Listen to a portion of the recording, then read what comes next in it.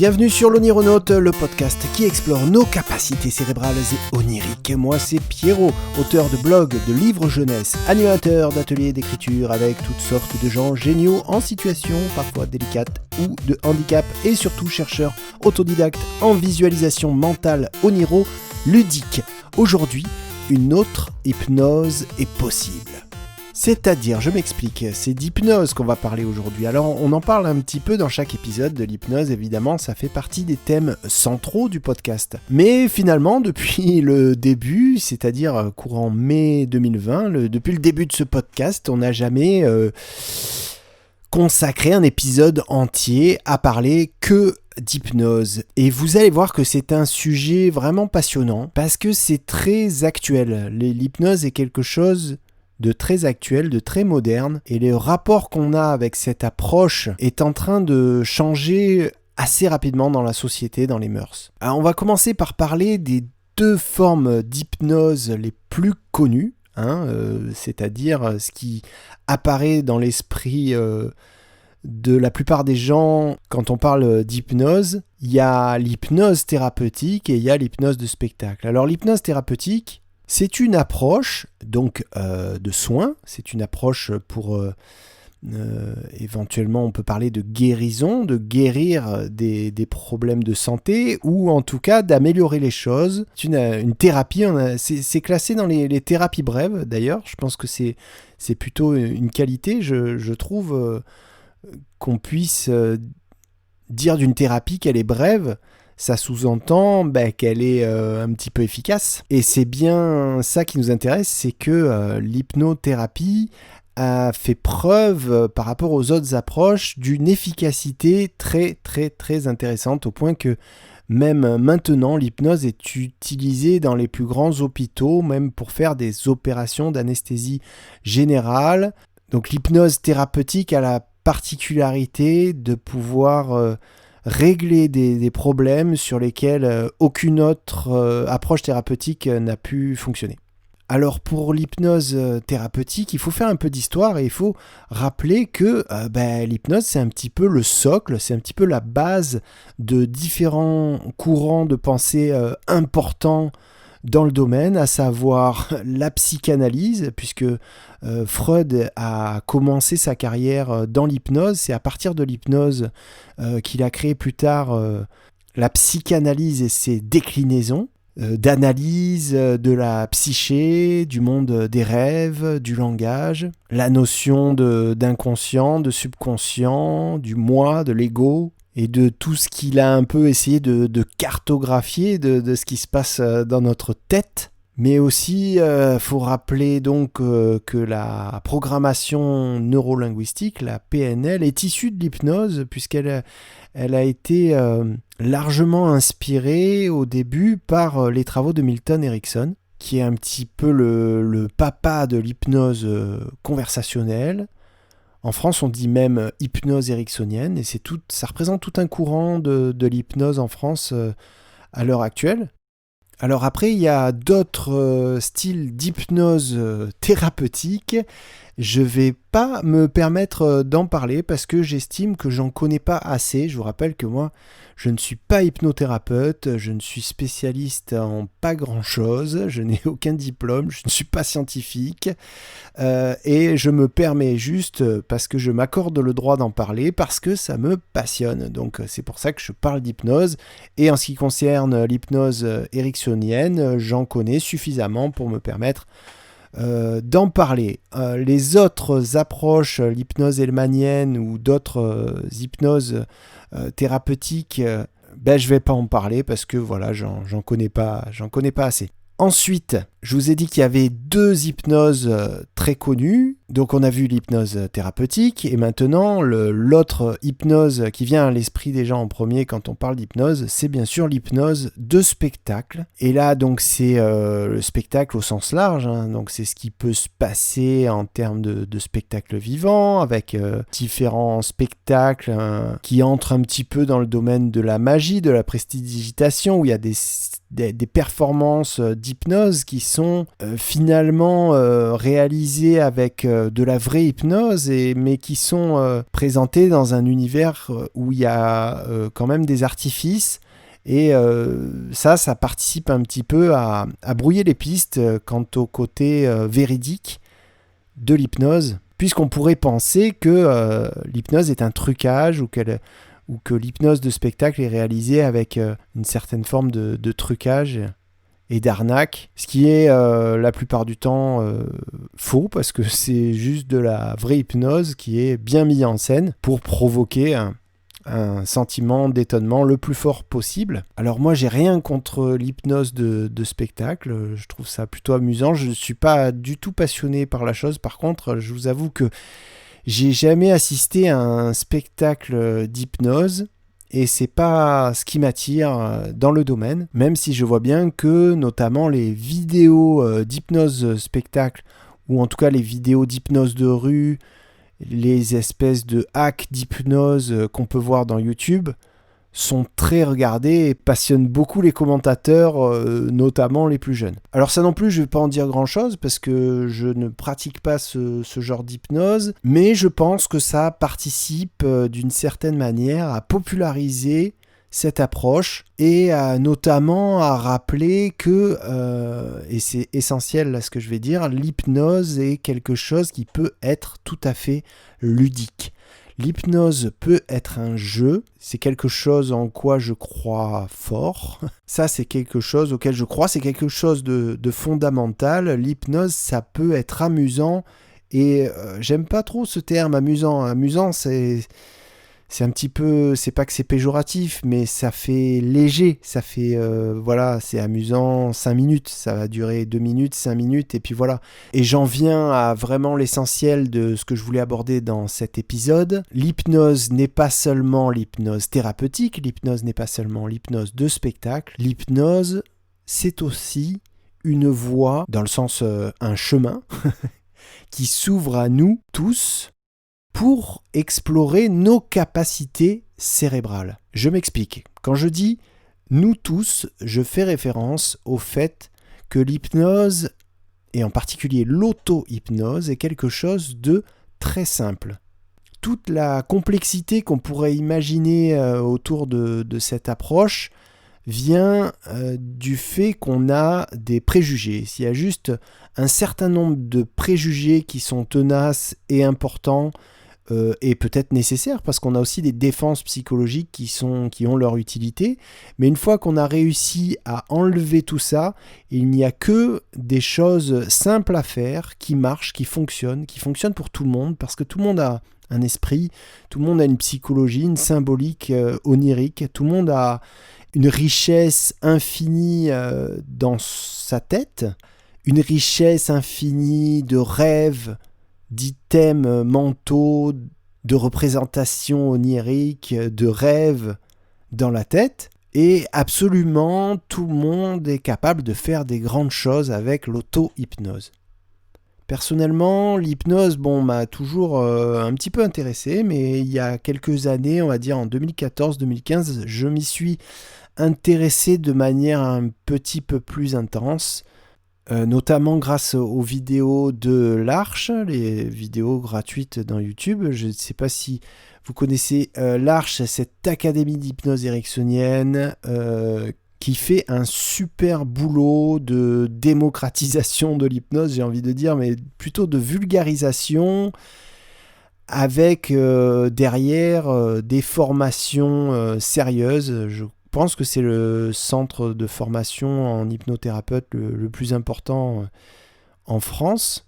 Et donc, ils ont une chaîne YouTube super intéressante où il y a des centaines de vidéos, notamment les cabinets publics animés par Kevin Finel, où de l'hypnose conversationnelle est pratiquée en public. Donc on a non seulement à chaque fois une découverte des notions importantes de l'hypnose conversationnelle, mais aussi une mise en pratique des inductions, une mise en pratique des effets de confusion mentale, de spirale sensorielle, des lévitations de main. Enfin, c'est des termes un petit peu techniques de l'hypnose, mais c'est pas des choses compliquées.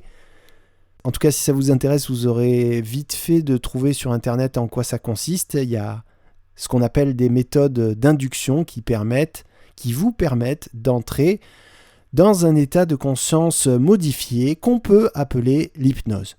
Donc voilà, quand j'ai commencé à me passionner pour ça, j'en suis vite venu à l'idée de pratiquer mes propres expériences d'auto-hypnose et j'ai appelé ça des expériences oniriques. Et l'idée étant d'investir comme un rêve volontaire dans lequel j'évoluerai volontairement, moi ou un avatar de moi ou quelqu'un d'autre, ou en tout cas une partie de ma conscience qui serait en auto-hypnose et donc dans mon esprit, dans ma tête, pendant 10 minutes, 20 minutes, peu importe, je me suis fait un rêve volontaire. Et le délire était d'écrire ça après. Une fois que l'expérience est terminée, j'écrivais en gros ce que j'avais vécu et comment ça s'était passé. Et j'essayais de dire aussi qu'est-ce qui m'avait permis d'avoir plus de réalisme ou qu'est-ce qui m'a fait un peu sortir du truc, quelles sont peut-être les choses à pas faire pour rester concentré dans l'aventure psychique. Et donc voilà, moi c'était un jeu, c'est un jeu que je continue à faire, c'est des expériences oniriques que je continue à faire, que je vous recommande d'essayer. Après, j'ai rien inventé du tout, je pense que depuis la nuit des temps, il y a des gens qui se font des délires dans leur tête. Mais moi, ça m'a suffisamment plu pour que j'ai envie d'en parler. Mais peut-être avant d'en parler, justement, ce qui m'a amené à vouloir en parler et à en parler aujourd'hui dans ce podcast, c'est justement l'idée que j'ai eue le 14 novembre 2018, puisque j'ai vraiment retenu cette date dans l'histoire de ma vie comme une date importante où j'ai fait comme Eureka, comme Archimède qui sort du bain avec l'idée géniale.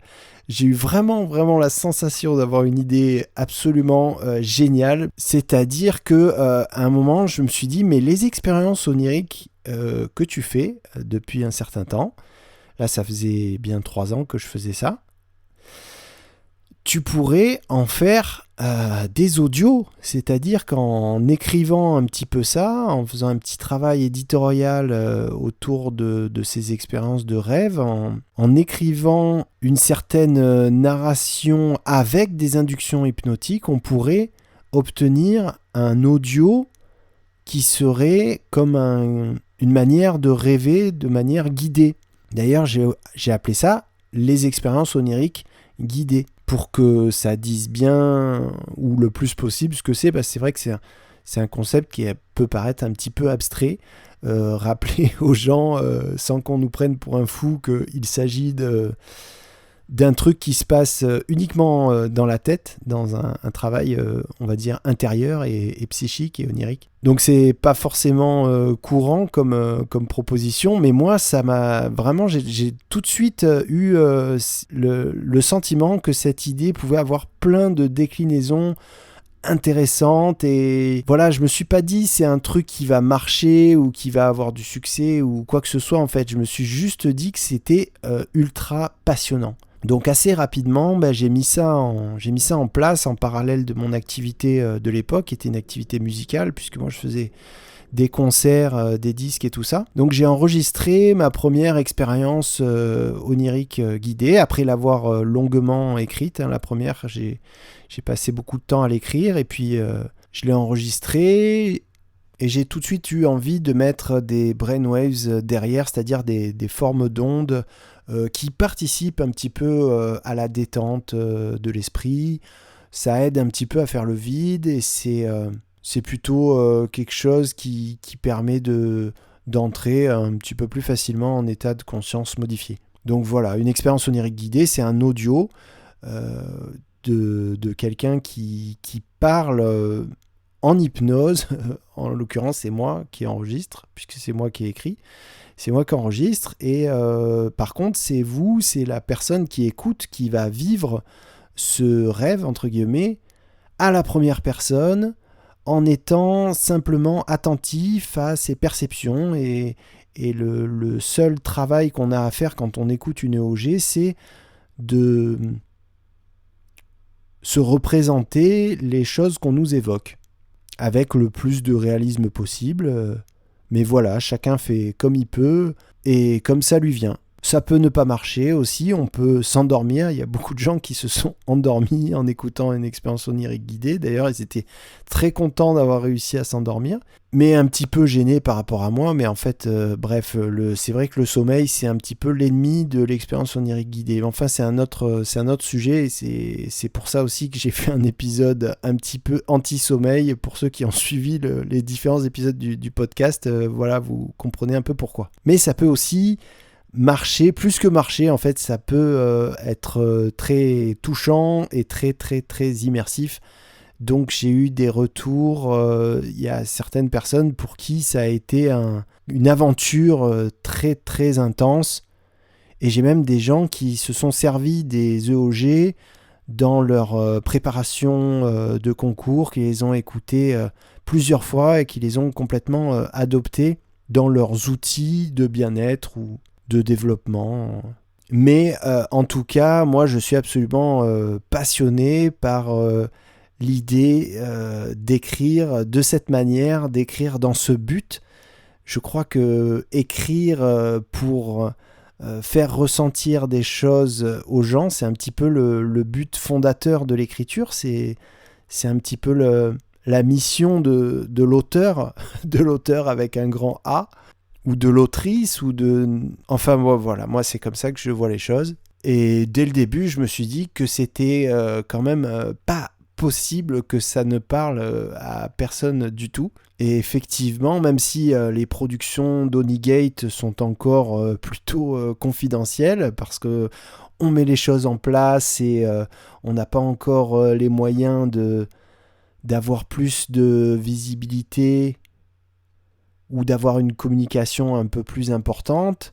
Donc on laisse les choses se construire plutôt sur le bouche à oreille pour l'instant, et ça nous va très très bien, parce que moi, en tant qu'auteur d'expériences oniriques guidées, je tiens absolument à m'aménager du temps pour la recherche, parce que pour moi c'est vraiment de la recherche en écriture. C'est-à-dire qu'il y a, à mon sens, beaucoup de formats à inventer dans le cadre de l'hypnose fictionnelle. Et la recherche, c'est pas un scoop, ça prend du temps. La recherche, c'est aussi parfois faire des choses qui ne sont pas concluantes, et puis d'autres choses qui ne sont pas concluantes, et puis un jour, on va faire un truc intéressant qu'on va développer, qu'on va mener au bout, qu'on va partager. Tout ça.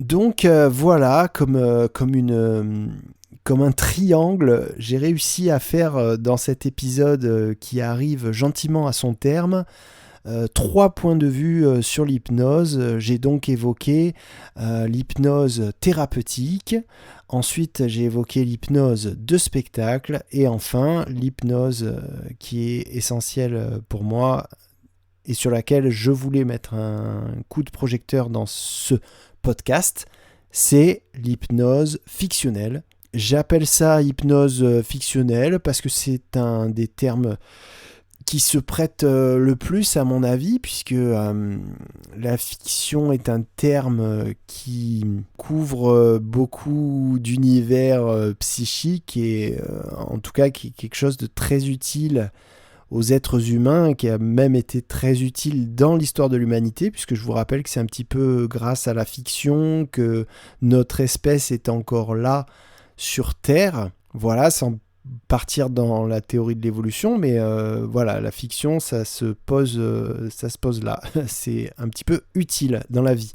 Mais on fera un épisode que sur ce terme, parce que le mot, il est magnifique. Fiction. Et donc voilà, hypnose fictionnelle. Mais il m'arrive de dire parfois aussi hypnose narrative, parce que j'aime bien qu'on ait l'idée d'un scénario, d'une histoire, de quelque chose qui se vit dans un mouvement, dans une évolution qui va d'un point A à un point B, ou C ou D. Et puis il m'arrive aussi de dire parfois hypnose ludique, pour qu'on comprenne que c'est avant tout un jeu, et que c'est par le jeu qu'on apprend. Donc l'hypnose peut être un énorme outil pour l'apprentissage. L'apprentissage au sens du jeu. donc hypnose ludique. Parce qu'on n'imagine même pas tout ce qu'on va bientôt pouvoir apprendre grâce à l'hypnose. C'est-à-dire que le monde de l'apprentissage en général évolue beaucoup en ce moment, sous l'effet des découvertes scientifiques en neurosciences, en psychologie cognitive, en théorie de l'apprentissage. Donc tout ça, c'est des domaines qui évoluent beaucoup en ce moment. Et c'est aussi pour ça qu'on a tout un tas d'applications super intéressantes qui nous permettent d'apprendre des choses d'une autre manière, sous d'autres formats, avec des angles différents. Et après, ça se passe pas pareil au niveau de la mémoire, au niveau de notre rapidité d'acquisition et tout. Donc ça, c'est passionnant, l'apprentissage. C'est un domaine qui est passionnant.